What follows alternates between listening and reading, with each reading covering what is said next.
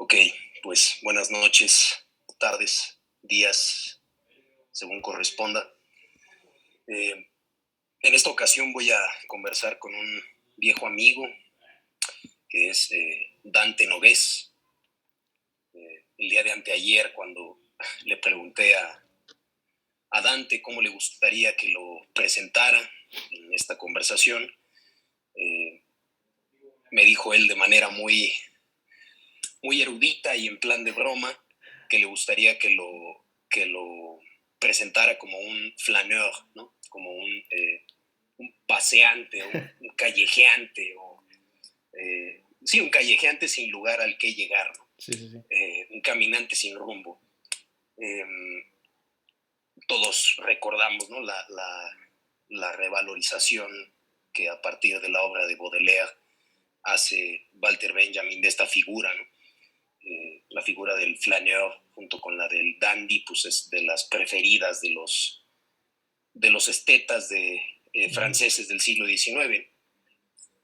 Eh, eh, pero bueno, ya hablando más en serio, eh, pues Dante Nogués es licenciado en Derecho. Si no estoy mal, ha ejercido la abogacía esporádicamente. Sí, Eh, es socio fundador de Desvolta, que es una empresa de comercio electrónico a través de Mercado Libre y Amazon, sobre todo, principalmente, ¿no? Pero bueno, sobre todo yo diría que Dante pues es un ensayista y además un adicto a la literatura, a la gran literatura, ¿verdad? Eh, y bueno, hablando justamente de gran literatura, recientemente Dante ha publicado, editado y colaborado en un libro en homenaje a Jorge Luis Borges, un libro en el que colaboran, si no estoy mal, 5 autores, ¿no? sí, contándome a Eh, mí. Contándote a ti Uh-huh. exacto. Eh, y es un libro que lleva un título muy borgiano, como no podía ser de otra manera, ¿no? Uh-huh. El octosílabo exclamatorio que pertenece bueno, que figura en la biblioteca de Babel, este cuento de Borges, el "Oh tiempo, tus pirámides", Uh-huh. y que lleva el subtítulo de 5 ensayos sobre Borges, ¿no? Eh, Como digo, pues es un libro en el que han colaborado 5 autores, José María Bellido Morillas, María Gelpí, Francisco García Jurado, Dante Nogués y se me ha ido ahora justo el nombre de la... Inmaculada, Inmaculada. ¿Cómo? Inmaculada López Calahorro se llama. Inmaculada, exactamente, Inmaculada López Calahorro, eso es. Eh, y bueno, justamente por aquí queríamos empezar, ¿no? Habíamos platicado Dante y yo sobre la temática que podría tener esta conversación y acordamos pues que empezaríamos por la literatura de Borges y luego podríamos adentrarnos en el jardín de senderos que se bifurcan, ¿verdad? Y perdernos por esos senderos, incluso alejándonos ya de Borges y de lo que comencemos a tratar en principio, ¿no? Eh, bueno, Dante, me da mucho gusto poder conversar contigo sobre esta y otras temáticas. Igualmente. Y bueno, quisiera pues darte ahora la palabra. No sé si quieras decir, por ejemplo, algo sobre el libro este que has editado. Eh, en fin, el micrófono pues ahora es tuyo, ¿no? Gracias. Bueno, gracias a Jorge por la amabilísima presentación. Em, bueno, el libro yo lo había pensado como, bueno, más bien el ensayo que yo escribí lo pensé como una introducción a la literatura de Borges. Y yo creo que con los trabajos que lo complementaron, sí, sí se da una introducción más amplia a temas a temas fundamentales en Borges, y yo creo que sí podría ser una buena introducción a Borges porque se ve desde la poesía, desde los cuentos, desde la Biblia, que es uno de los libros cumbres pues de la literatura, de la religión también, pero de la literatura.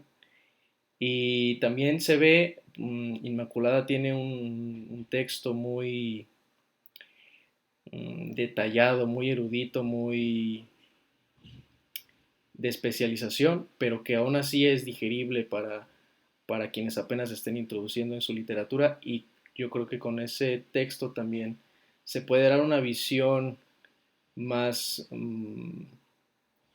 que va más hacia la esencia de Borges, porque Borges es muy de referencias y de construir sobre la tradición, sobre lo que ya hay. Entonces, el de Inmaculada me parece un muy buen texto, ya así más como de especialización, pero los demás son una visión general, o de Borges como profesor, por ejemplo, el de José María Bellido Morillas, como profesor, como cuentista, como poeta, y sobre todo Borges como alguien que continúa, revive y da nuevas modulaciones a la tradición literaria. Creo que puede servir, quien esté interesado en Borges le podría servir, creo yo, como un libro introductorio a su obra. Ok, bueno, he visto justamente la eh, entrevista, o más bien la conversación que tuvieron tú y José María Bellido eh, en torno justamente a este libro que han editado. Y bueno, hay una parte de esa conversación donde yo, la verdad, por desgracia, no he podido leer los textos que contiene el libro, porque no lo he adquirido, sencillamente. Quizá convenga decir que se puede adquirir a través De Amazon. de Kindle, ¿no? Uh-huh. Y de Amazon, si tiene la aplicación de Kindle. Eh, pero bueno, que tu tesis principal era que justamente que concebir la literatura muy en la vena borgiana como algo lúdico, como un Uh-huh. juego, casi como, casi como cuando en el Fedro le dice Sócrates a Fedro, ¿no? Que la filosofía es nada más que un juego, ¿no? Uh-huh. Quien se lo tome en serio, pues ya estaría incurriendo en una falta, ¿no? O en una ingenuidad de alguna Sí. manera. Eh, y bueno, tengo aquí justamente la poesía completa de Borges. Mm. Y, y, no sé si recuerdas tú que en las notas, vaya, a ver si puedo ahora encontrar ese pasaje, porque me ha venido a la memoria. Bueno, en las notas a un poema titulado La Catedral, si no recuerdo mal, justamente Borges habla de cómo la filosofía sería, o la metafísica concretamente, sería una rama de la literatura fantástica, ¿no? Esta idea me ha llamado a mí siempre mucho la atención, concebir, por ejemplo, los escritos de Leibniz o de Christian Wolff o de Nicolás de Cusa como narrativas fantásticas, ¿no? Donde se habla efectivamente de entidades o de entia fictia, que diría el propio Wolff, ¿no? La ontología de Wolff, el ente ficticio sería el ente literario.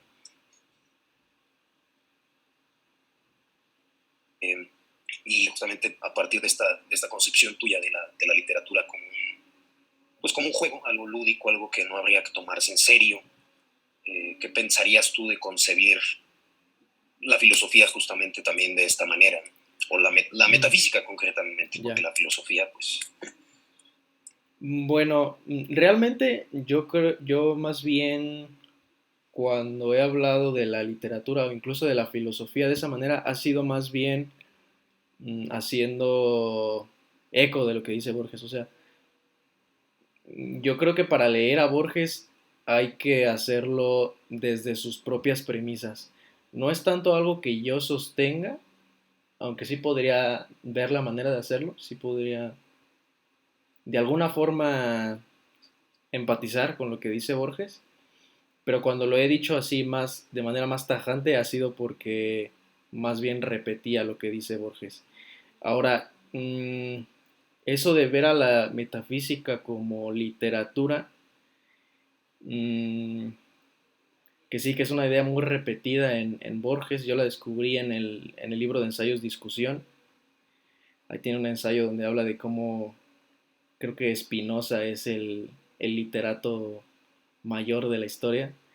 Em, ¿Por qué la filosofía sería literatura? Yo creo, en particular la metafísica tiene ideas como por ejemplo el Leviatán o am, bueno, ahora mismo no se me viene, el motor de Aristóteles, este tipo de ideas que son, pues sí, medio fantásticas. Em, ¿Me escuchas bien? Ok. Sí, sí, sí, sí. Em, Perdón, perdón. que son medio fantásticas, medio literarias, y que luego al final el correlato de realidad que tienen es muy cuestionable, y que aunque lo tuvieran a la larga casi todo constructo filosófico, pero no solamente filosófico, sino también a veces los científicos, no deberíamos tomarlos tan en serio porque todos son falsables. Entonces, si incluso la ciencia no tiene un nivel de rigor o un nivel de verdad definitivo, sino que es más bien como un proceso, el conocimiento es más bien un proceso y no algo definitivo, si incluso la ciencia es algo así, sobre todo o con mayor, con mayor, perdón, No, no te um, preocupes. es que no dormí bien. No, no te preocupes. No. Con mayor razón, la filosofía no debería de ser algo que nos tomemos tan en serio y no es algo definitivo, es algo en proceso y yo creo que desde esa perspectiva más o menos escéptica o del conocimiento que concibe al conocimiento como un proceso y como algo falsable y no como algo definitivo, yo creo que desde esa perspectiva es que Borges dice, bueno, si no estoy seguro de nada, entonces no me lo tomo en serio y bien podría ser algo exploratorio, algo para jugar, algo para entretenerme, algo lúdico. Yo creo que por eso es que Borges no se lo toma tan en serio.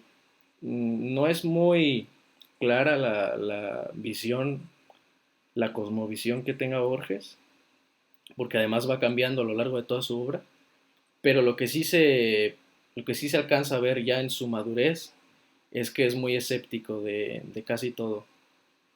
Entonces yo creo que desde esa visión escéptica de que, bueno, a lo mejor eso es así, pero también a lo mejor cambia, es que Borges toma una visión un poco más apartada, menos comprometida con lo que sabemos y por eso no se lo toma tan en serio. Y yo comparto algo de eso, soy más pragmatista que otra cosa.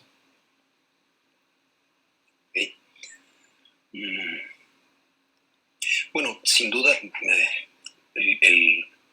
vamos, esta concepción que has manifestado, pues está asentada de alguna manera, ¿no? Eh, o Belis Nolis, digamos, eh, y en el ejercicio eh, está asentada sobre una concepción nociológica, pues también concreta, ¿no? Que en el caso de la falsabilidad de las ciencias, o la Ujú. falsabilidad del conocimiento, incluso ya el conocimiento, pues ya tiene un compromiso, el propio término conocimiento, ¿no? El conocer ya remite a una concepción más bien epistemológica, eh, más epistemológica que nociológica, es lo que quería decir, entendiendo por epistemología justamente una teoría del conocimiento y entendiendo por nociología una teoría de la ciencia. Es decir, esta diferencia que muchas veces se ha manifestado, bueno, que se manifiesta en la obra de Gustavo Bueno, por ejemplo, eh, y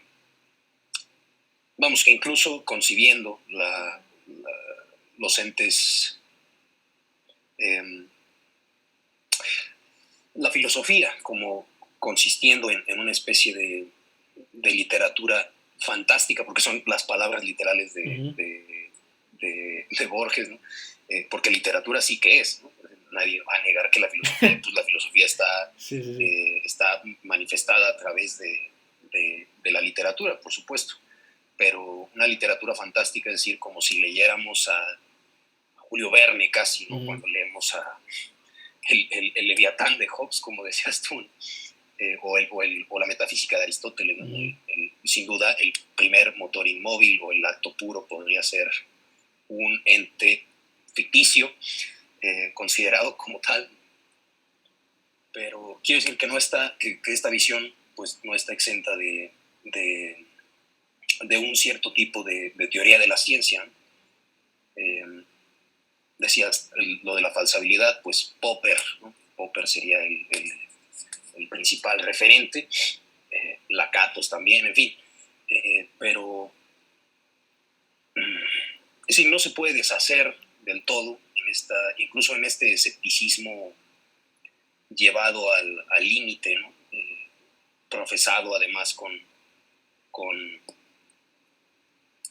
con mucha elegancia por parte de Borges y por muchos de sus seguidores. Quizás Borges no alcance a captar que él mismo se compromete con esa visión escéptica o pirrónica incluso respecto de las concepciones metafísicas, ¿no? Porque cuando él discurre acerca de temas metafísicos, ¿no? Historia del tiempo, sí. historia de la eternidad, perdón, etcétera, pues él lo está tratando como si fuera una cuestión de estar construyendo un texto de literatura fantástica, tal cual. Incluso, ahora me estaba acordando de la breve cápsula que hiciste sobre lo que es la metafísica y sobre en qué consiste hipostasiar ciertas ideas. Yo creo que también algo la ficción puede tener algo de esa hipóstasis, hasta incluso en eso se parecen. Sí, las hipóstasis. Sí, la Incluso, hipóstasis, pues de hecho en literatura sí, efectivamente, de la literatura podemos sacar N cantidad de ejemplos sobre lo que es una operación hipostática. Sí, sí. y me estaba acordando de que, por ejemplo, también se ve cuando está platicando con Bioy Casares, habla, por ejemplo, de las mónadas o de ideas así medio extrañas de los filósofos, y le pregunta a Bioy Casares, bueno, pero ¿en verdad estos filósofos se creerían estas cosas o estaban de broma? Es un poco así, realmente sí es algo despectivo con ese tipo de ideas, pero pues algo de razón sí lleva, porque pues sí hay ciertas ideas metafísicas que realmente no tienen mucho sentido, ni práctico, ni incluso a veces ni siquiera filosófico. Eh, yo creo que no culpo a Borges de concebir a la filosofía como algo de la literatura fantástica, como un género. ¿Tú No, qué claro, no, piensas? yo tampoco. ¿Tú qué Yo piensas? tampoco lo culpo en ¿No? absoluto, claro. Sí, no, más bien decía que el propio Borges, acaso sin saberlo, pues profesando una posición filosófica, eh, por mucho que la filosofía, que ni la literatura ni la filosofía nos la tengamos que tomar en serio desde su perspectiva, pues quiera o no, además de ese pensamiento de detrás, que diría Pascal, ese doble pensamiento, está profesando uno de manera inadvertida, acaso, netamente filosófico. Ah, Es sí, decir, sí. que ejercita ideas Ujú. filosóficas, eh, lo quiera o no. Sí, sí, sí. Es lo que decía Aristóteles, ¿no? Que incluso para negar la filosofía tienes que hacer filosofía. Exacto, sí, en el Sí, sí. protréptico dice esto, sí. Sí, sí, sí, que no podemos evadir la filosofía, ¿no? La Sí. filosofía es necesaria. Eh, sí, inevitable, de alguna manera, ¿no? Es la consecuencia mirabilis, la consecuencia maravillosa de los escolásticos. El razonamiento de, que ya no me acuerdo ahora cómo va, el argumento más o menos es que si se tiene que filosofar, pues se filosofa, y si no filosofamos, entonces tenemos que justificar por qué no filosofamos, y eso ya es filosofar. Sí. Estamos atrapados entrampados ahí, en esa zanja, ¿no? Mira, te quiero mostrar. Hace poco me di cuenta de que no tenía ningún libro de Borges, a pesar de haber escrito el libro. Vaya. De pronto me di cuenta de que no tenía ningún libro, o sea, ningún ejemplar físico, sino que siempre lo había leído en PDF. Bueno, cuando lo empecé a leer lo había leído en una biblioteca. Y luego en PDF y me di cuenta de que no tenía ninguno, así que me hice con de la poesía completa de Borges. Creo que es nuevo, relativamente nuevo. Es de Lumen. Esa edición yo no la conocía, fíjate. Es de Lumen. Y espero que con esta hagan lo mismo que hicieron con Humberto Eco, que sacaron varios volúmenes. Y espero que hagan uno de ensayos, otro de cuentos. Y ya para tener las obras completas de Borges. Porque sí había visto estos de... Ya es el de bolsillo, ¿no? No, de Lumen, justamente tengo aquí los cuentos completos. Ah, ya. Es de Lumen también, sí. Sí, pero esa de la poesía completa no la había visto. Yo nada más conocía esta de bolsillo. Sí. La clásica. Para uso rudo. Pues no, tampoco me gustó mucho, la verdad. No tiene nada de notas críticas, creo que ni siquiera prólogo. Pone nada más los prólogos que el propio Borges hacía para sus obras, para cada compendio de poemas.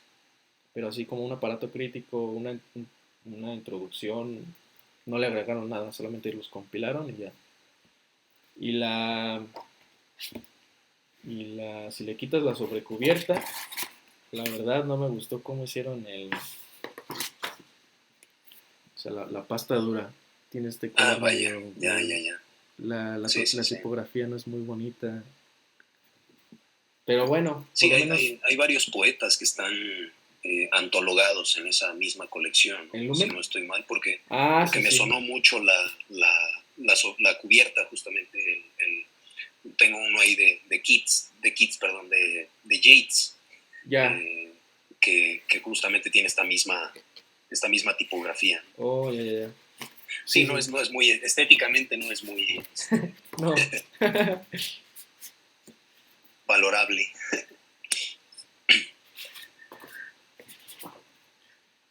Y por cierto, Jordi, tú ibas a colaborar con nosotros en el libro. Sí. ¿Cuál fue la idea? Pero no alcanzaste a desarrollar tu idea. Más o menos, ¿cuáles fueron los rudimentos de esa idea que tenías para el libro? Sí, por desgracia ya no se pudo llevar a cabo esa colaboración, pero bueno, los materiales los tengo ahí desperdigados realmente. Pretendía hacer un texto sobre una de las piezas que aparecen en el museo de Borges, que cierra el libro de poesías de El Hacedor. Uh-huh. Que era la cuarta pieza, si no me equivoco. El poeta declara su nombradía, muy citado, muy enigmático, además. Bueno, que aquí también habría que, porque yo pretendía tomarme casi en serio, de alguna manera, atentando contra la propia concepción de Borges. Sí. Pretendía tomarme en serio lo que Borges dice en esta. Son 6 versos, si no recuerdo mal. Sí, es pequeño. Lo tengo aquí mismo. Sí, son 6 versos exactamente, que además Borges se los atribuye a un poeta árabe del siglo XII, ¿no? Al diván de un poeta árabe del siglo XII, que es Abul Qasim, el Adramí. Y realmente me quedé en los rudimentos de investigar acerca de la identidad de este poeta, sí. Sabiendo que obviamente no es de la autoría de este poeta, pero pues no sé, quise rastrear esta composición de Borges y me encontré con que ya la había publicado en los Anales de Buenos Aires, que era una revista que dirigía Borges. De hecho, tengo aquí el dato para no errar. Vamos a ver.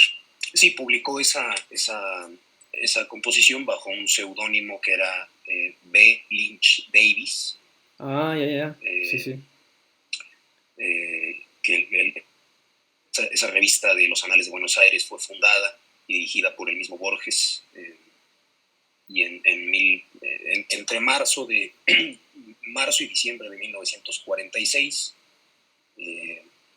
y tenía una sección, Lynch Davis tenía una sección en esa revista que se titulaba Museo, justamente, ¿no? Inspirada,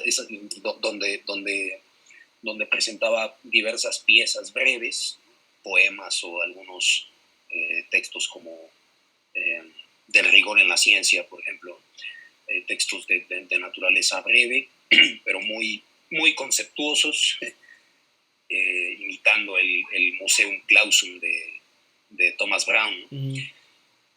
Y en esa revista, que ahora no recuerdo y creo que no voy a encontrar el dato aquí mismo, pero es bueno, en esa revista aparece por primera vez ese texto de El poeta declara su nombre a día, y mi idea era presentar un poco esa composición poética como un arte poética por parte de Borges. Incluso no toda la composición, sino los últimos 2 versos que cierran esa pieza. Que los 2 versos, pues, podemos leerlos aquí.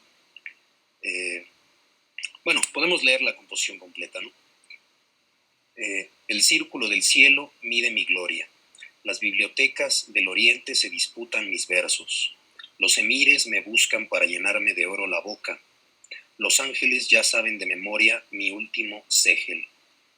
Mis instrumentos de trabajo son la humillación y la angustia. Ojalá yo hubiera nacido muerto. Esos 2 versos que cierran la composición, pues yo pretendía presentarlos como un arte poética. Entonces, fíjate nada más la pirueta que quería hacer ahí. Justamente conectando esta composición con varios lugares de la obra de Borges, entre ellos el arte poética, justamente, que tiene que es esta composición donde declara su estética, de alguna manera, Borges, ¿no? Que es una composición especular, diría yo, en el sentido que es una composición que de naturaleza especulativa, en el sentido de los espejos, ¿no? Porque justamente las estrofas del arte poética no hay un esquema de rima, sino que en cada, por ejemplo, el primer está compuesto en base a cuartetos, y en el primer verso concluye con la palabra río, por ejemplo, y el segundo verso la palabra agua, el tercer verso la palabra agua, y el cuarto verso la palabra río otra vez, ¿no? Ese juego especular de repetir las palabras en lugar de buscar palabras que rimen, ya sea en asonante o consonante, volver a repetir en cada una de las estrofas las palabras que aparecen en los versos, ¿no? También lo tengo aquí señalada. Comienza así el arte poética, ¿no? Mirar el río hecho de tiempo y agua y recordar que el tiempo es otro río. Saber que nos perdemos como el río y que los rostros pasan como el agua, ¿no? Es decir, delata la concepción especulativa que tenía Borges también del arte, de alguna manera. Y bueno, además de conectar esa composición del poeta declara su nombre a día con el arte poética, quería conectarla también con otro poema que se titula Los espejos, donde Borges declara su terror por los espejos, ¿no? El terror que le producían los espejos, sobre todo además siendo ciego, ¿no? Pues creo que es perfectamente comprensible el terror que te puede producir el estar delante de un espejo sin que, sabiendo que estás reflejado, pero tú no pudiéndote ver. Sí, sí, sí. Eso sí que es una experiencia terrorífica, ¿no?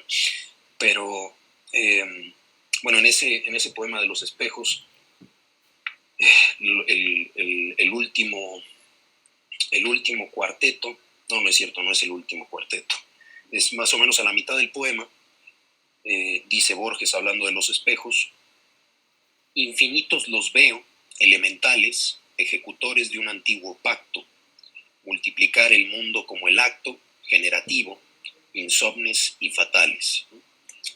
Que es una fórmula esta de multiplicar el mundo como el acto generativo que aparece, como sabes tú muy bien, en el Aleph, ¿no? El heresiarca de Ukbar, creo que es, ¿no? El heresiarca que justamente, ¿cómo se llama el otro personaje del Aleph? Se me ha ido ahora, que es el amigo que están buscando. Bueno, ¿Daneri? en fin, encuentran, no, es, vaya, se me ha ido, el que aparece al principio, cuando están rastreando la fórmula del heresiarca de Ukbar en Bioy Casares, es Bioy Casares, ¿no? Es Bioy Casares, exacto, sí, es verdad, sí. Que Bioy Casares le cita a Borges, ¿no? Esta fórmula de los espejos y la cópula son abominables porque multiplican el número de los hombres, ¿no? Sí. Y al final Borges dice, no, seguramente esta fórmula se la inventó, y además se la dice en inglés, ¿no? Se la inventó, pero para ser modesto quiso atribuirla a un heresiarca de Ukbar, etc. Sí. Y bueno, con estas referencias, y además con la clave que da Borges en la misma composición esta del arte poética, donde dice una de las estrofas: a veces en las tardes una cara nos mira desde el fondo de un espejo. El arte debe ser como ese espejo que nos revela nuestra propia cara.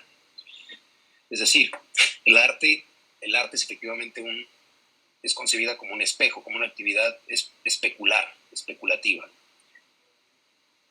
Y siendo que los espejos pues, son abominables porque multiplican el número de los hombres,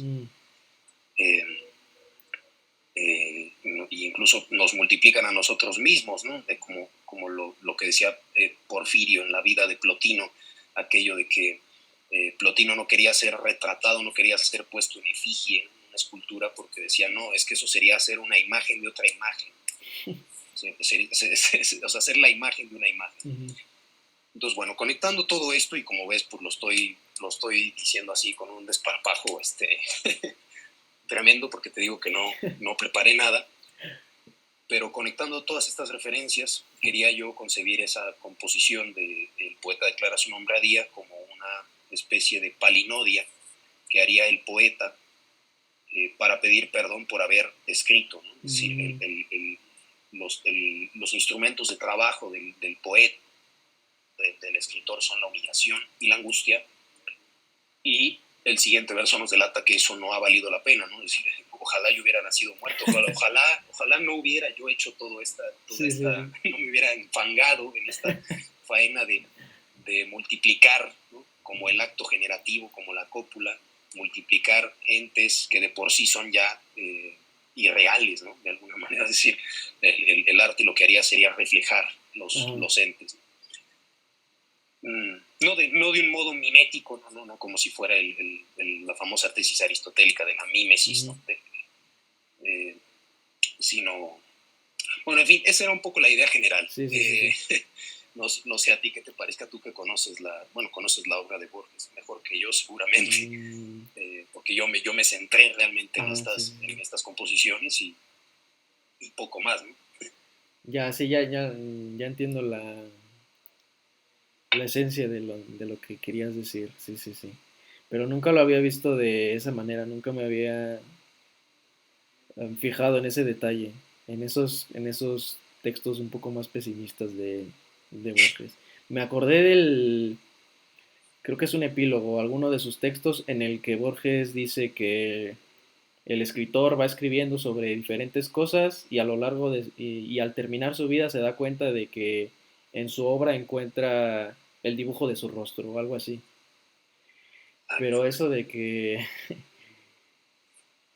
si la literatura es el reflejo de nosotros y los reflejos son abominables, entonces hace que la literatura también sea un poco abominable, ¿no?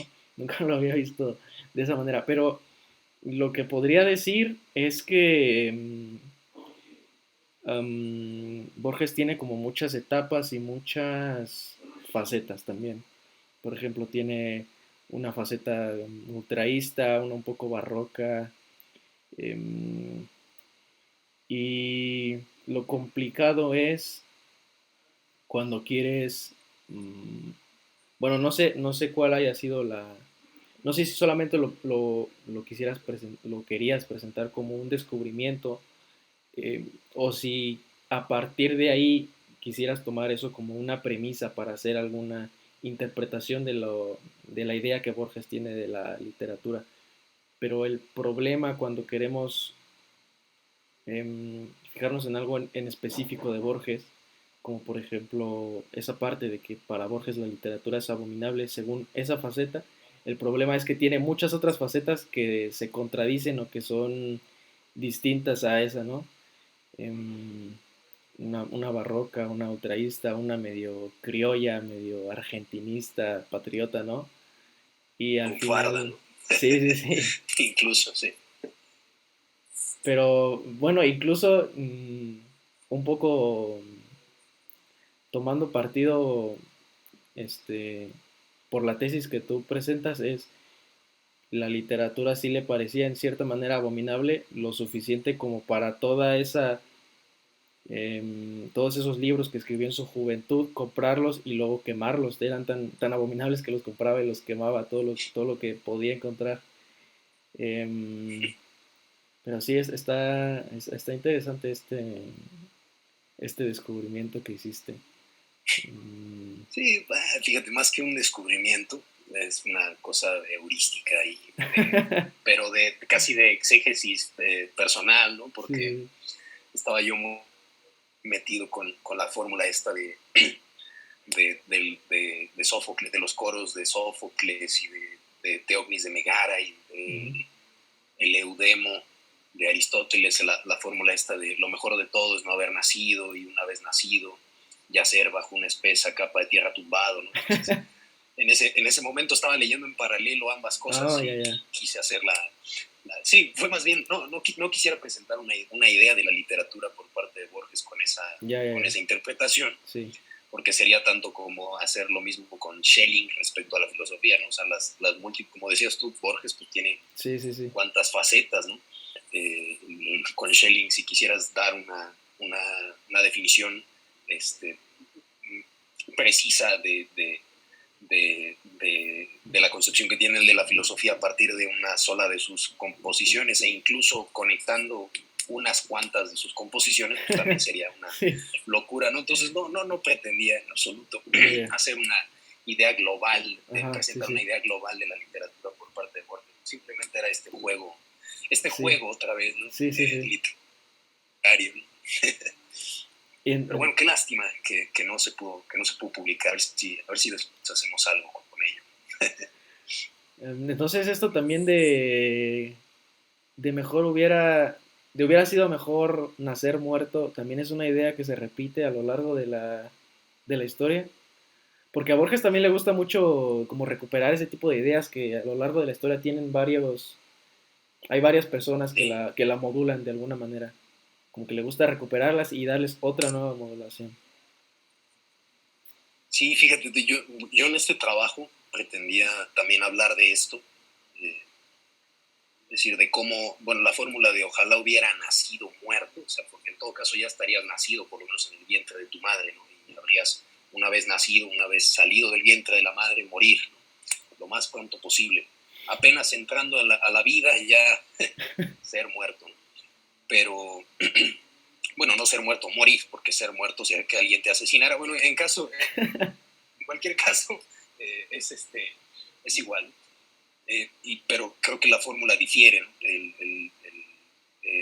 Ojalá yo hubiera nacido muerto a no haber nacido, porque el no haber nacido remite a una especie de tiempo antes de la creación, diría yo, ¿verdad? Que no sería un no tiempo de alguna manera.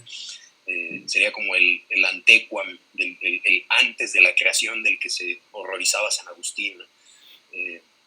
Entonces, no, te digo, yo es decir, fue una feliz, si se le puede llamar así, una feliz casualidad el que yo estuviera leyendo en ese momento rastreando estos pasajes de Teócnides, de Sófocles, de Eudemo. Pero sí es una fórmula que se repite a lo largo de la pues por ejemplo, Byron tiene una mención de esta, o una formulación de esta idea. Schopenhauer mismo, ¿no? Que creo que Schopenhauer es a través del cual yo conocí la fórmula de Byron. Pero sí es una fórmula que se repite a lo largo de la literatura. No creo que Borges estuviera pensando en ella a la hora de redactar el verso, sinceramente, pero puede ser, ¿no? Bueno, ya para empezar, pues si se lo atribuyes a un poeta del siglo XII árabe, pues ya estamos en problemas, ¿no? O sea, ese juego de identidades que también hace Borges también hace que sea muy difícil tomarse en serio las cosas, ¿no? Y encima, escrito con un seudónimo y encima atribuido a otro autor apócrifo. Exacto, sí. ¿Me das un segundo para prender la luz? Porque creo que ya casi claro, no me veo. Sí, adelante.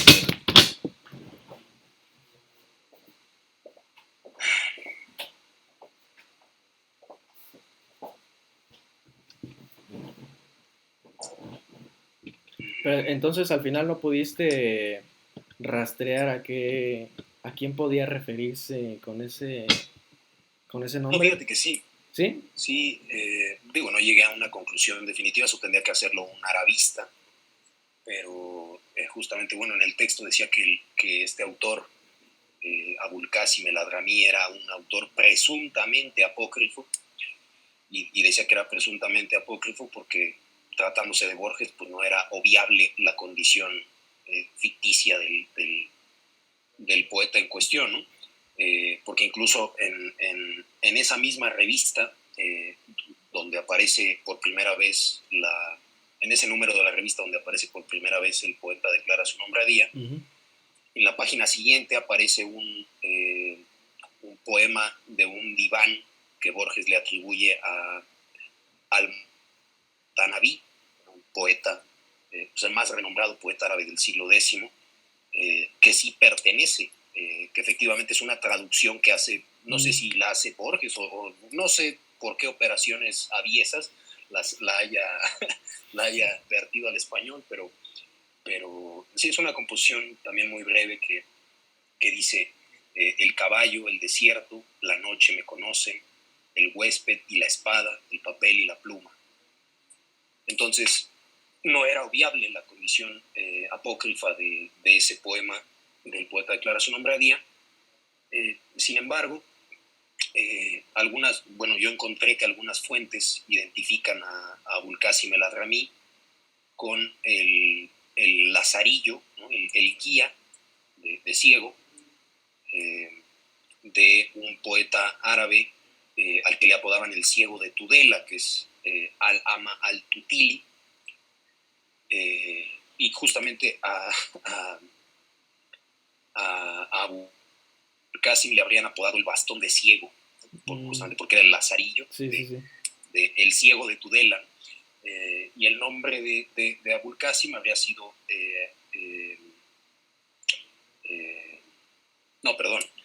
el nombre de Abul Qasim había sido Abu Jafar Ahmed Ben Horaira, del año 1140, que además eran ambos justamente poetas, autores de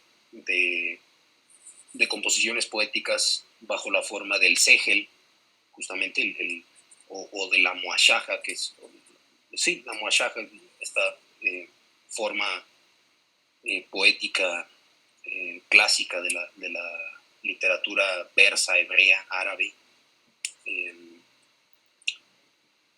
Y bueno, intenté rastrearlo por ahí, pero la conclusión a la que llegué es que la hipótesis de la invención onomástica de Abul Qasim el Hadrami es la más aceptable, es decir, que Borges inventó el nombre, por mucho que los eruditos quieran pues identificarlo, ¿no? Sí, sí, sí. Con algún personaje, con algún poeta histórico concreto, ¿no? Entonces sí te digo, el trabajo quedó un poco así como en esquirlas. Están ahí desperdigadas las referencias y el argumento mismo. Y el argumento del poema este del poeta declara su nombradía, ¿el argumento es todo enteramente de Borges o es un tema que haya de alguna manera tratado este autor del que toma el nombre o en el que está inspirado el nombre apócrifo? ¿Sabes? No, bueno, según yo no. Según yo sí es un tema desarrollado por Borges, o sea, que no lo tomó como tal. Yeah. Es decir, que simplemente quiso enmascarar, ¿no? Como decías tú, además lo viste muy bien, ¿no? La intrincación del primero publicar ese texto bajo un seudónimo, atribuyéndoselo a un poeta árabe, y luego, o sea, ya es el colmo de rizar el rizo, ¿no? Sí. Sí, muy bonito realmente ese artificio por parte de Borges, ¿no?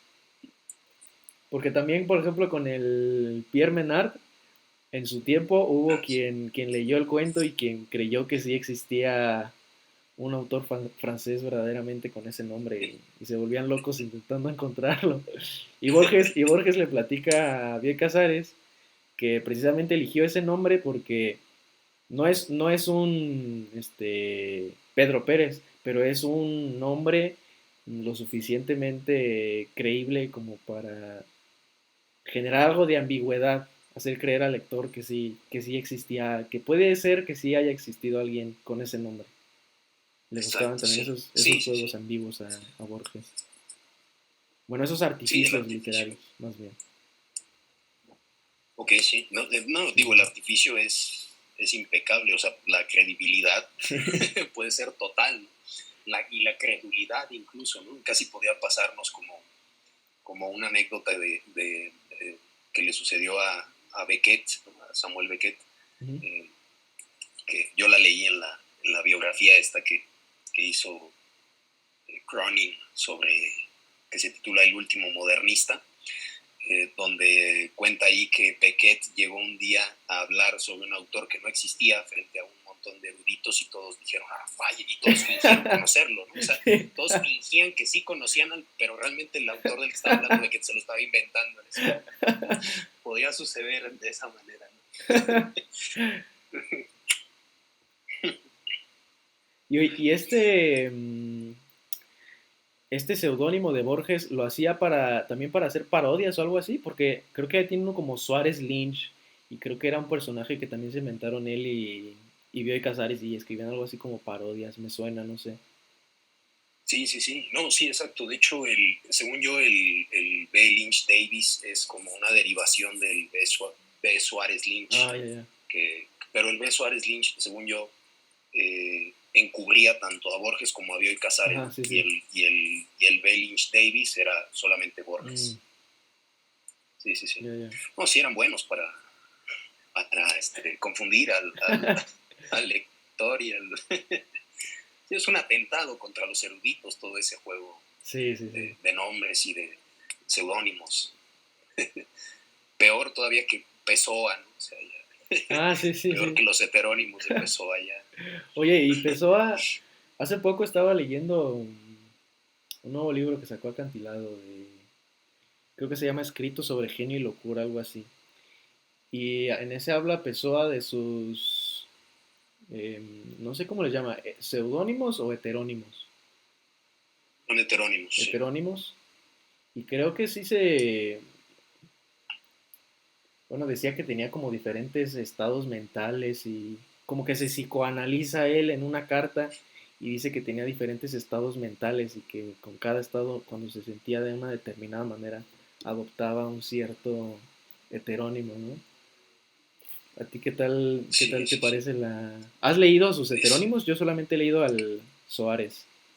Bernardo Suárez se llama, ¿no? Bernardo Suárez, que es el del libro El Sí, desasosiego, ¿no? sí, sí, sí. Sí, exacto. Sí, yo también prácticamente solo he leído, bueno, algunos poemas Mm, que ni siquiera recuerdo ahora bajo qué heterónimo están escritos, pero, pero es impresionante. Lo que sí me impresionó mucho de eso fue que Pessoa efectivamente era capaz de, bajo cada uno de esos heterónimos, tener un estilo literario diferente. O sea, ujú. eso es impresionante. O sea, yo a duras penas puedo escribir algo con un Sí, estilo literario. Y imagínate nada más ser como Proteo, ¿no? Y sí, adoptar sí, la sí. forma estilístico-literaria que ese heterónimo te impone con toda su biografía, además de que Bernardo Suárez pues, era tenedor de libros, Ajá.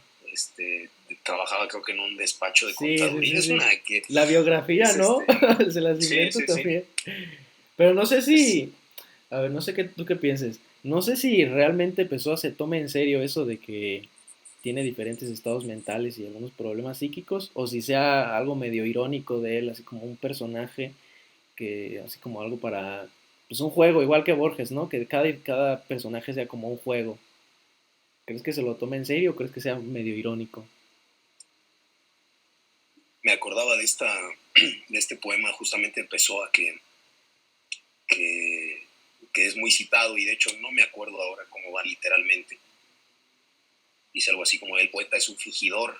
Mm, O sea, el poeta es un fingidor que finge que es dolor el amor que siente, una cosa así, ¿no?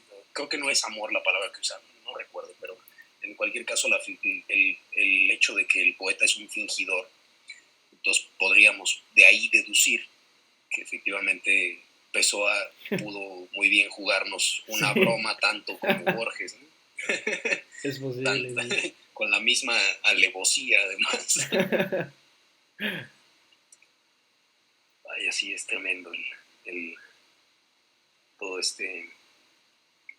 vamos, volvemos a lo mismo pues, la literatura sin el artificio, pues queda en nada, ¿no? Es justamente lo que nos divierte o lo que nos conmueve o lo que Ujú. nos mueve a enojo incluso, etcétera, el artificio, que en cualquier caso el artificio es falso, pero la emoción que suscita no lo es. Sí, sí, Eso sí, también sí. sería una idea muy borgiana, que el que se conmueve con los poemas con los propios poemas de Borges o de Pessoa, etcétera, pues está sucumbiendo al engaño de alguna manera. Eso es, eso es. Mm, Y bueno, tú háblame un poco del texto el que yo que escribí. publicaste en este libro, sí. Mm, bueno, quise hacer una explicación sencilla de los artificios literarios de Borges y eso aplicado al cuento del Aleph. Entonces, me fijo en, por ejemplo, la idea del Aleph, en la esfera tornasolada a través de la que se ve todo el mundo, es una idea que toma de Dante Alighieri.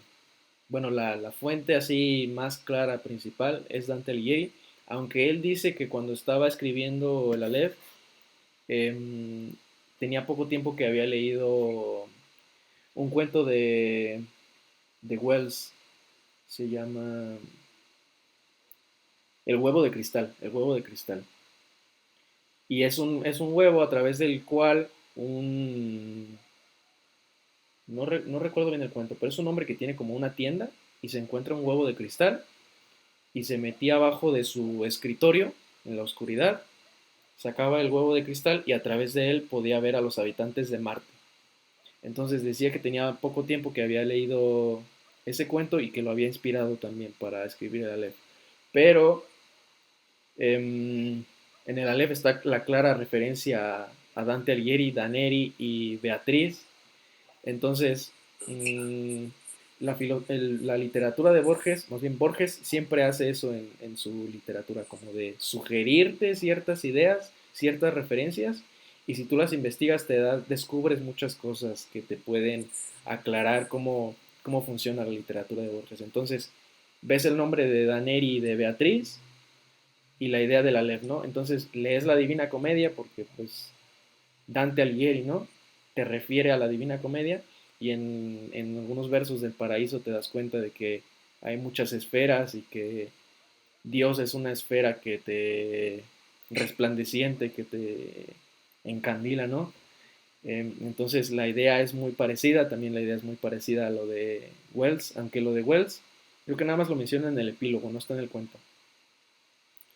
Y luego todas las demás ideas, todas las demás, los demás momentos de esa idea, digamos, que menciona también ahí el espejo este de Luciano, creo es, que está dentro de una cueva o algo así, a través del cual también se ve el horizonte.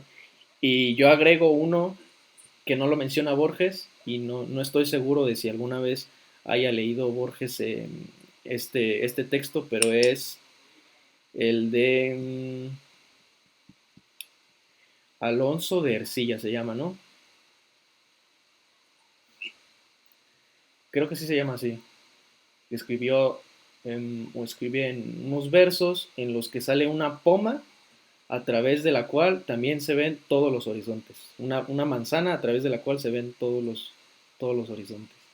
Y esa también es, o sea, es la misma idea. Un punto concreto a través del cual se ve el universo entero. Eh, Agregué ese como ese momento de las diversas modulaciones de la misma idea.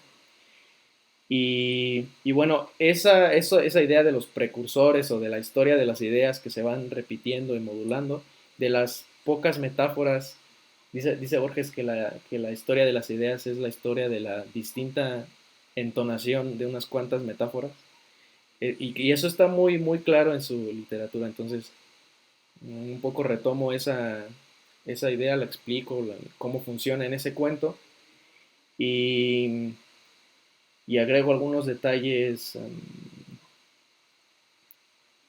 autobiográficos también.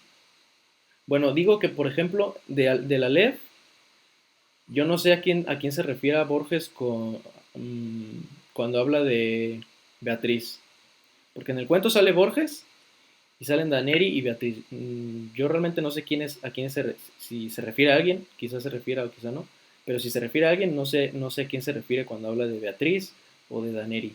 También sale ahí, creo, un tío de él o un abuelo mencionado nada más.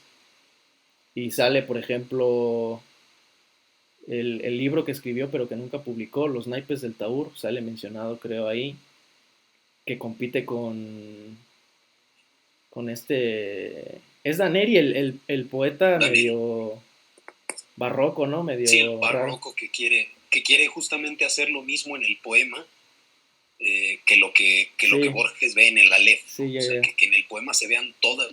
Sí, sí, sí. Y bueno, la hipótesis más plausible, dice Harold Bloom que Borges se está burlando de Pablo Neruda, cuando habla de que Daneri es una parodia de Pablo Neruda, porque Pablo Neruda quería escribir un poema más o menos así, que quería cantar no sé si a toda Latinoamérica o a todo el mundo, no recuerdo. Y dice Vaya. Harold Bloom que es una parodia, pero yo creo que más bien es una parodia de Borges de él mismo, de su juventud, de sus versos más barrocos, ¿no? Creo yo que esa es la tesis más plausible, pero realmente no sé a quién se pueda referir. Y salen los naipes del Taur, que es un texto que era medio barroco, creo que ultraísta, no sé, así como el pasado del que Borges renegaba, ¿no? Y ese mismo texto compite con el barroquismo de Daneri. Dice que Daneri se ganó un premio, pero que la mención honorífica o algo así de los naipes del Taur. Y luego dice Borges, en una entrevista a fondo, dice Borges que creo que ya ni se acordaba de por qué había titulado así el libro, Los naipes del Taur, pero que estaba bien el título, que le gustaba, Los naipes del Taur, que quedaba bien la frase. Y ahí en el ensayo explico de dónde viene la expresión. Ahora mismo no la recuerdo, pero básicamente es como que el literato, igual que quien juega las cartas, como que lanza las palabras y sí, es como si lanzara cartas al azar Es un poco como esta máquina de Raimundo Lulio, la máquina de pensar, que lanzas así diferentes adjetivos y el que quede más, el que sea más estético, pues ese eliges y los vas poniendo así, ¿no? Creo que un poco por ahí va la idea, no recuerdo muy bien, pero ahí en el ensayo está explicada.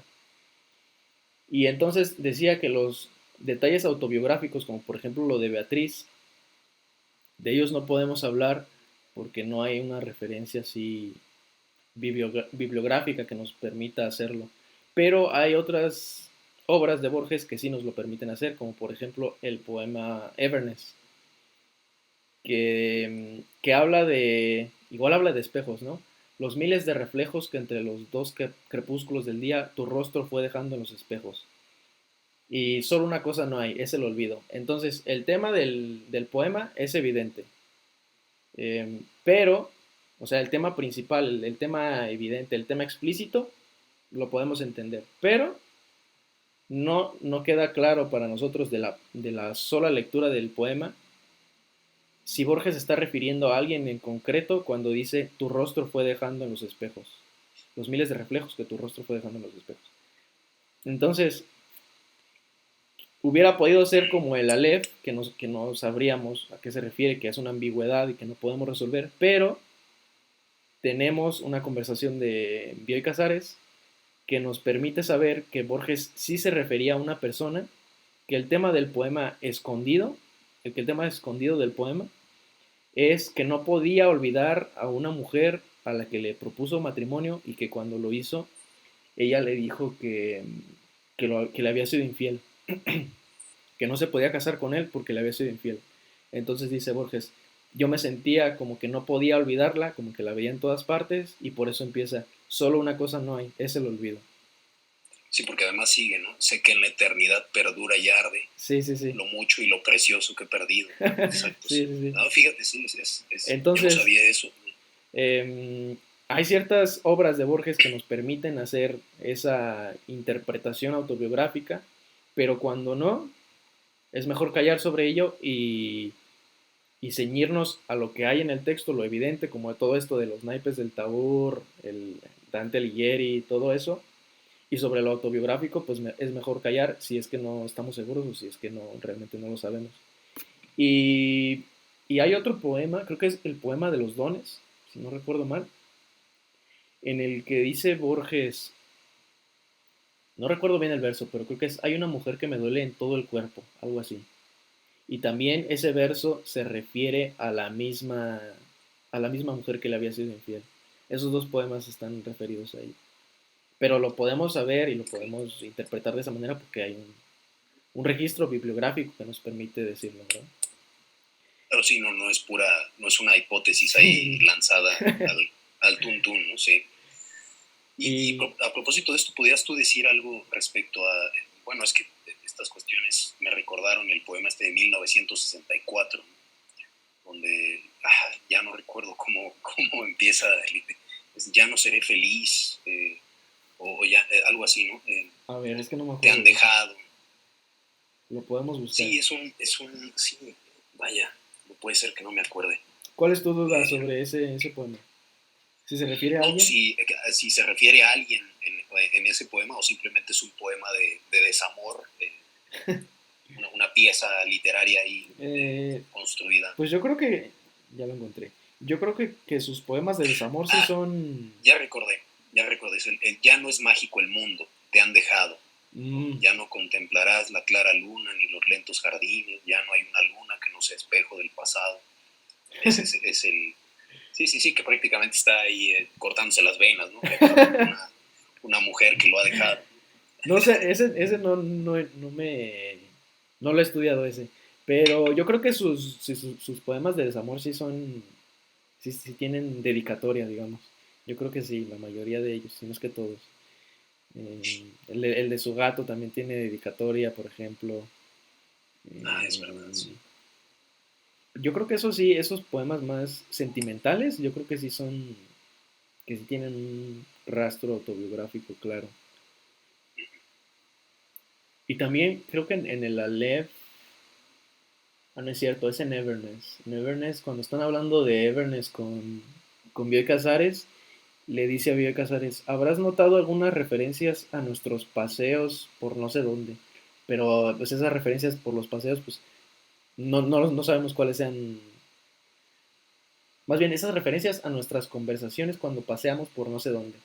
Pero eso sí no dice referencias a qué o conversaciones sobre qué, eso sí no sabemos.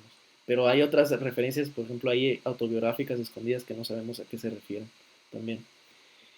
Mm, y bueno, también, luego de terminar eso en el ensayo, ese montón de ideas, mm, me refiero a quienes quieren interpretar, por ejemplo, el Aleph como que detrás del cuento del Aleph, Borges está tratando de decir algo filosófico o algo ontológico, como dejar una moraleja ontológica, filosófica, metafísica, incluso científica, como quieren muchos verlos en el jardín de senderos que se bifurcan. Y también, y entonces la interpretación que yo ofrezco va contra todo ese tipo de interpretaciones que se hacen, que son más bien conjeturas o que son adiciones que hace quien está haciendo la reseña o la crítica literaria de Borges, es más bien algo que ellos añaden de su cosecha y no algo que salga de la literatura de Borges. Entonces también hago hincapié en eso y al final, bueno, no sé si recuerdes algo de la ponencia que alguna vez hice en la Facultad de Filosofía de León, pero Sí, claro. como apéndice está ese recorrido por la idea esta de Dios es una esfera cuyo centro está a todas partes y su circunferencia Sí, ninguna, que también es un poco una idea parecida a la del Aleph, una esfera infinita que cuyo centro está en todas partes, ¿no? Entonces al final, bueno, el apéndice es un repaso por esa idea y al final la conclusión es que quizás sí podamos decir con Borges que la historia de las ideas sí es la historia de la diversa entonación de unas cuantas metáforas.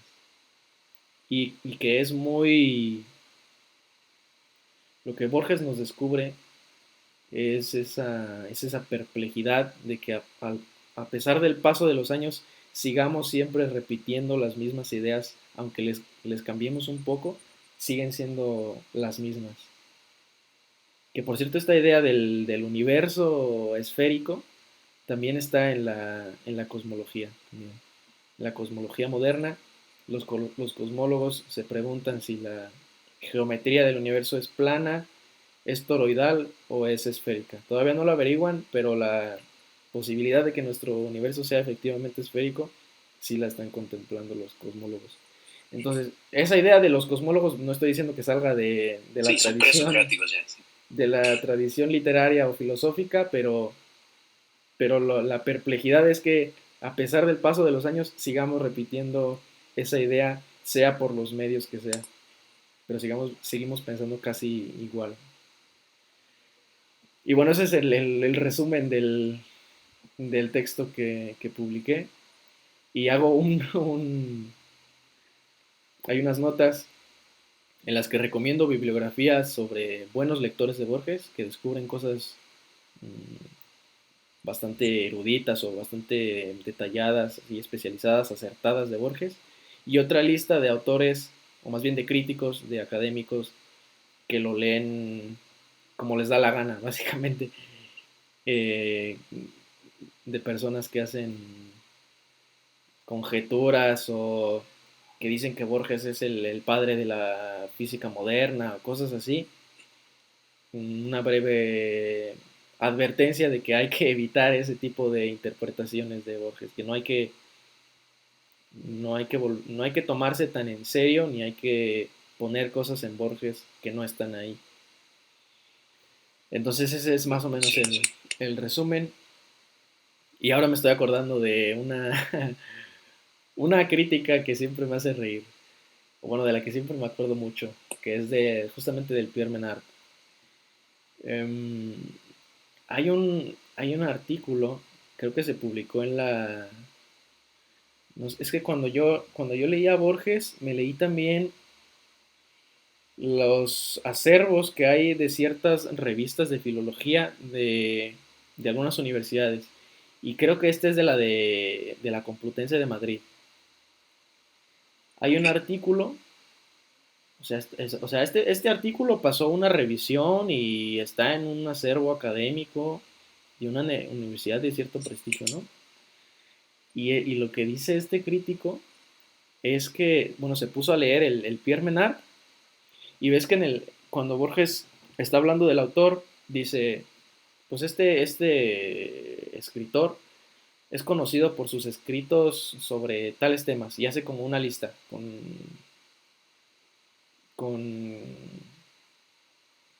letras, ¿cómo se llama cuando listas con letras? Incisos, con incisos, ¿no? Ah, Tiene un texto sobre las aporías de Zenón y otro sobre tal, y hace una lista larga como de la A a la R o no sé, o a la S. Entonces lo que el crítico, en lo que este académico se concentra o se enfoca a la hora de leer el cuento de Borges es que dice, bueno, para descifrar este cuento, lo que vamos a hacer es ver qué nos quería decir Borges con esta lista. Entonces, vamos a hacer anagramas con los incisos que hay, con los que enlista Borges la obra y a ver qué palabras nos salen, ¿no? Bueno, entre ellas está Borges, la palabra Borges. Esto es una curiosidad, a ver qué nos quiere decir. Y luego también está Jorge, creo.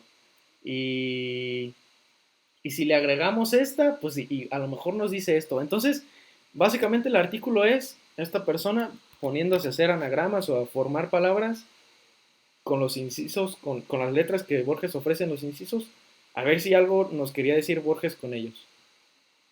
Entonces es algo completamente desviado o que no toma para nada en consideración lo que implica escribir un texto. Y no repara, por ejemplo, en que, y si hubiera leído a Borges, se hubiera dado cuenta de esto, pero no repara en que la mayoría de esos artículos o de los títulos de esas obras, supuestas obras de Pierre Menard, refieren a textos que sí son de Borges. Por ejemplo, Borges tiene un ensayo sobre las aporías de Zenón, y no recuerdo qué otros títulos pone, pero como cinco he logrado localizar que son obras que, o son temas sobre los que Borges sí tiene un texto, algún ensayo. Entonces, la mala crítica hace eso de enfocarse en cosas completamente relevantes y conjeturar cosas que no tienen sentido, en vez de preocuparse por leer bien a Borges, y si lo lees bien, te das cuenta inmediatamente de que pues, esos títulos, por ejemplo, referencian a otros que sí existen de Borges. Entonces, pongo ese como ejemplo de mala crítica literaria.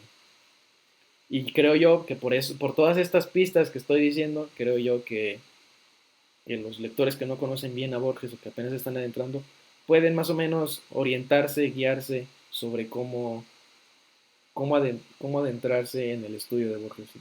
Guiarse sobre cómo adentrarse en el estudio de Borges. Y en general, ¿no? La excelente, crítica pues. literaria en general. No, sí, digo, te prometo que voy a hacerme con el libro pronto. Y le voy a echar una ojeada sin duda.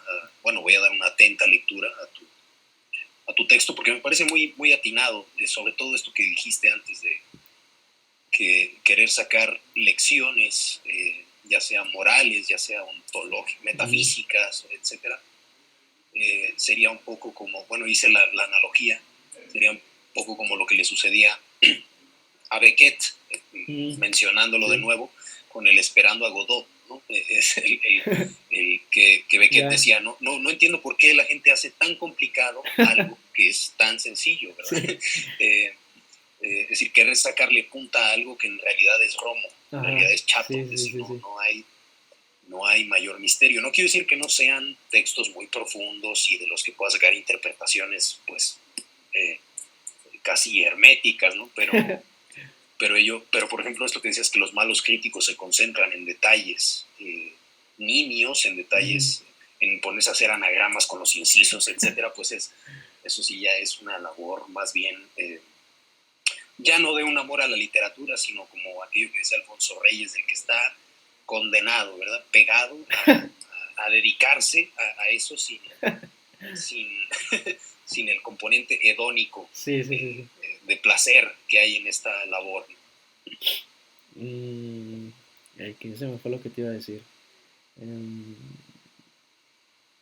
sí, sí, sí, sí.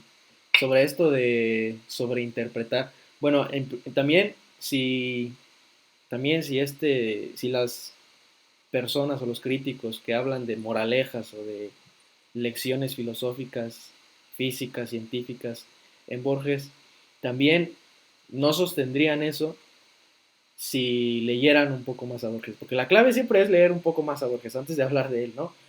Eh, Empezando por esto que decías de que para Borges la filosofía es una literatura fantástica, ¿cómo te va a dar lecciones de filosofía serias si te está diciendo que la filosofía es literatura fantástica? Pero también dice muchas veces, incluso en los propios epílogos o prólogos de sus libros de cuentos, que él no es partidario de la literatura comprometida, ni de las moralejas, ni de las parábolas, ni de nada por el estilo. Que quien quiera leer lecciones o quien quiera ver más allá de lo que hay en el cuento, lo hace bajo su propio riesgo.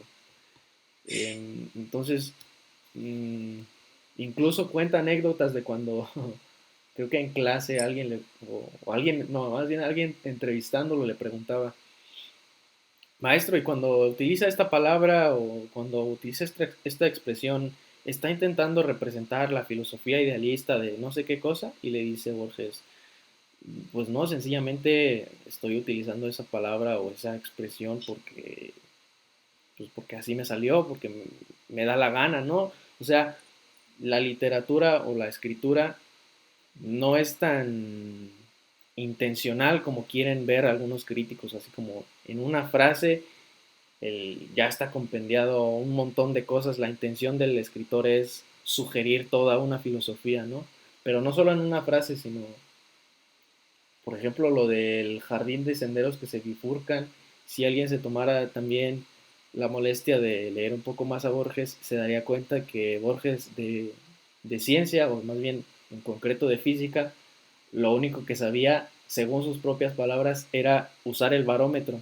Dice que de pequeño su papá le enseñó a usar el barómetro y que de física pues él realmente no estaba enterado nada y que agradece la generosidad de quienes quieren ver en él un precursor de la mecánica cuántica o de lo que sea, pero que él de eso no está enterado nada y que ni siquiera es su intención sugerir algo por el estilo.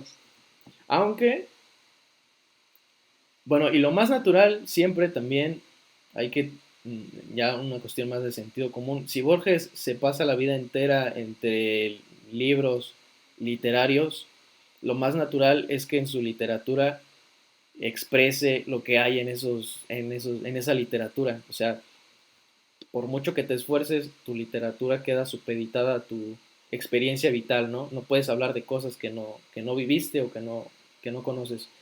Entonces, lo más natural que puedes encontrar en la literatura de Borges, pues es referencias de las lecturas que Borges se la pasaba haciendo todo el día durante toda su vida, ¿no?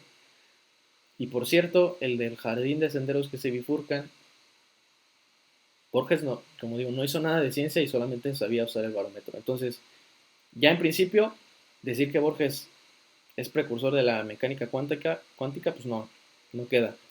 Pero la inspiración, por así decirlo, de ese cuento, si es un libro de ciencia ficción. Ahora no recuerdo ni el título ni el autor. Creo que se llama Arthur, algo así. Pero es un libro de ciencia ficción y quizá puede ser que el escritor del libro en el que está basado, pues un cuento más bien, un cuento en el que está basado, quizá él sí tenía cierta noción de ciencia, ¿no? Puede ser, no lo sé. Pero básicamente la idea que toma del jardín de senderos que se bifurcan, el argumento central, lo toma de ese cuento, pero vuelvo a lo mismo, de manera deliberada o intencional, Borges nunca quiso ser precursor y por lo tanto no es válido ver lo que no hay en Borges, ¿no? Lo hace uno bajo su propio riesgo. No recuerdo cómo se llamaba ese cuento. Por cierto, uno se da cuenta de estas cosas, por ejemplo, lo del jardín de senderos que se bifurcan, también leyendo a Borges, porque no sé si prologue o si reseñe ese libro o ese cuento en particular que esté compendiado en algún libro. No sé si se refiere a él de manera explícita, pero por lo menos, si leemos a Borges, entre sus prólogos o reseñas, no recuerdo tampoco bien, pero en algún prólogo, en alguna reseña, menciona a ese autor. Entonces, de alguna manera, Borges ya nos regaló esa referencia, por así decirlo, ¿no? Entonces, si nos tomamos la molestia de leer más a Borges, así con ese autor y con todos a los que se refiere, casi todos, encontraremos las claves y las referencias de Borges. Entonces, Excelente. también quienes se quieran adentrar en esa literatura, pues no hay por qué temer. Quizá en principio sí sea algo medio raro. Por ejemplo, a mí no sé cómo fue tu experiencia inicial con Borges, pero yo el primer cuento que leí de Borges fue el Pierre Menard. Y justamente acababa de leer El Quijote. Fui a la biblioteca a devolver el Quijote y dije, bueno, a ver qué más hay aquí, qué más puedo leer.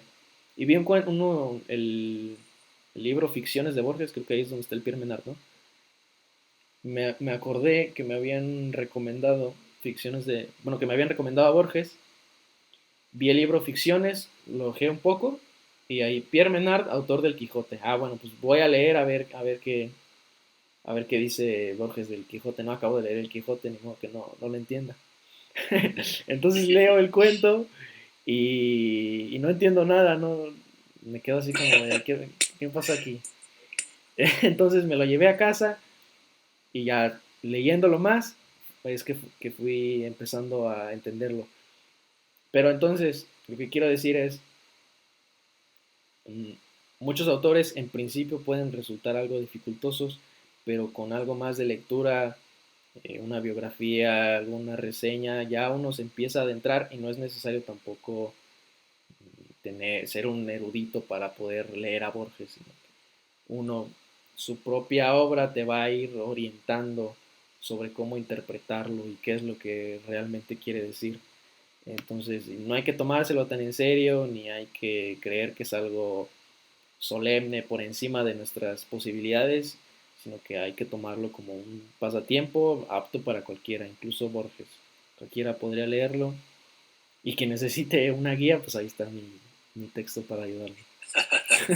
No, excelente, sí, sí, sí. No, no, no, perfecto. ¿Cómo fue Yo creo que tu acercamiento a Borges? mi acercamiento, fíjate que justamente estaba intentando recordar qué fue lo primero que leí de Borges y no estoy seguro. Seguramente fue algún poema, alguno de los sonetos clásicos, ¿no? El de Spinoza, o alguno de los dos sonetos que dedica Spinoza, o el de Everness, o el de Eddie Kite, ¿no? Pero sí, ciertamente, no sé, a mí la verdad nunca me pareció Borges un autor difícil. Quizás porque le tomé un cariño, me gustaba mucho su estilo, me gusta mucho su estilo literario, es decir, es de una sobriedad y, sí, sí, sí. Claro, su estilo literario ya maduro, ¿verdad? Porque si nos vamos a la época barroca o ultraísta, a fervor de Buenos Aires, pues es muy distinto, sí, sí. Pero sí, el estilo literario tardío me llegó a ser muy familiar, ¿no? Uh-huh. Y realmente yo leía a Borges pues por pura elección hedónica, como diría él mismo. Uh-huh. Es decir, nunca me quise tomar en serio ni sacar ninguna punta metafísica, ni ontológica, ni nada de esto de los textos de Borges. Simplemente lo leía entrando en el juego, sencillamente, sí, sí, sí. ¿No? Es decir, dejándome engañar por aquello que me contaba, ¿no?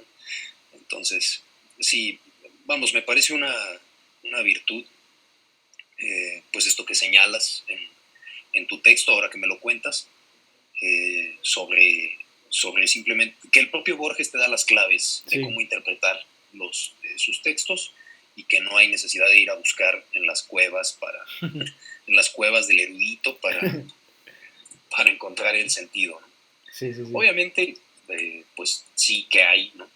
detalles eruditos que él va soltando, pero pues, como le decías tú, no es necesario ser un erudito para leer a Borges.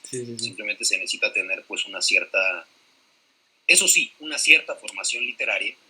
No como que lo primero que leas en tu vida vaya a ser Borges, ¿no? Porque ahí sí que va a ser ininteligible.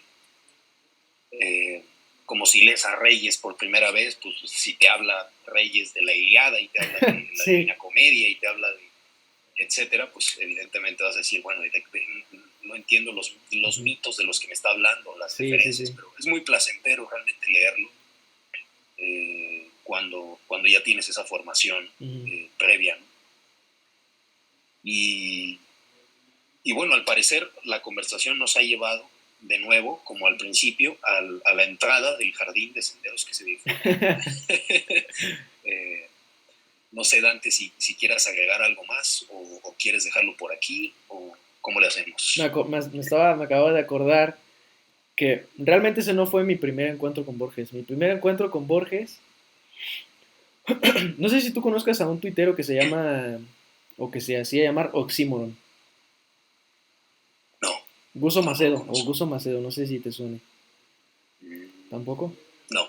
Bueno, Oxímoron fue como uno de los pioneros de Twitter en México. Y era como pues es que escribe muy bien. Y pues en Twitter tú te metes y está lleno de trolls y de gente así medio puros chistes y cosas así, memes, ¿no? Y por ese entonces Oxímoron era así como el hombre ilustrado de Twitter, ¿no?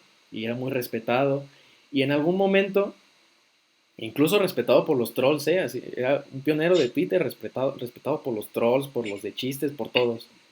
Era una autoridad de Twitter. Entonces, en algún momento, Oxímoron tuiteó que era algo así como, debemos de reservar el título de clásico para autores como Cervantes, como Wilde, Kafka y Borges. Y se me quedó grabado ese tweet, porque, porque decía, clásico no es el Real Madrid versus el Barcelona, clásico es Cervantes, ¿no? Algo así decía el tweet. Se me quedó grabado eso. Y bueno, leía Cervantes. No, esto fue antes. Una vez en una librería me encontré un libro de Borges y me acordé del tweet. Clásicos son Cervantes, Borges, bla, bla, bla.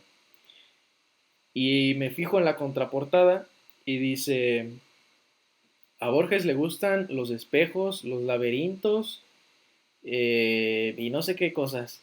Y tú lo ves, y tú lo ves y dices, bueno, pero ¿y a mí qué me importan los espejos y los laberintos? Esas son... Bueno, en aquel entonces así lo pensé, ¿no? A mí qué me importan si esas son cosas como de niños, esto debe ser como literatura para niños. Y lo dejé y creo que esa vez me compré uno de Ortega y Gasset o algo así. Pero ese fue mi primer encuentro con Borges, fue algo así como de, ¿qué me importan los espejos, no? Y ya fue después, cuando lo del Quijote y el Pierre Menard, que sí me animé ahora sí a leerlo. Y qué bueno que pasó eso que ya conté. Pero me acordé de esa anécdota de, a mí que me importan los espejos y los laberintos. Muchas veces lo que más acabas amando, en un principio lo desprecias. Sí. Sí. Se da esta paradoja casi siempre. Bueno, muy pues bien, si quieres, aquí le dejamos, Jordi. Sí. Ha sido un gusto realmente conversar contigo, muy interesante. Y me voy a hacer con el libro, sin duda, para dar lectura no solo a tu texto, sino al de Bellido Morillas, al de María Gelpi, al de Calahorra, al de García Jurado, que además García Jurado pues, es también una especie de autoridad, ¿no? En estos temas, ¿no? Entonces, excelente. Muy bien, Jordi, un placer haber conversado contigo.